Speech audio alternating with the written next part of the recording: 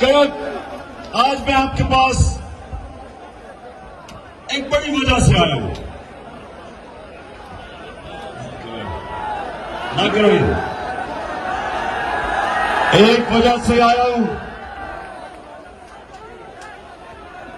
कि हमारे मुल्क में एक बैरूनी साजिश के तहत पाकिस्तान के बड़े बड़े डाकुओं को हमारे ऊपर मुसल्लत किया गया। और कल आप वो इलाका, आप वो लोग हैं जो सबसे ज्यादा ला इलाहा इल्लल्लाह का मतलब समझते हो कि ये दावा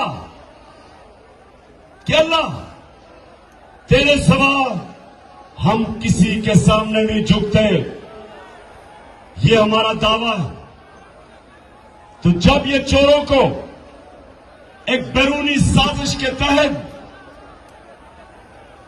हमारी कौम के ऊपर मुसल्लत किया गया, तो हम सबका फर्ज बन जाता है कि हम अपनी हकीकी आजादी की जहाद लड़ें।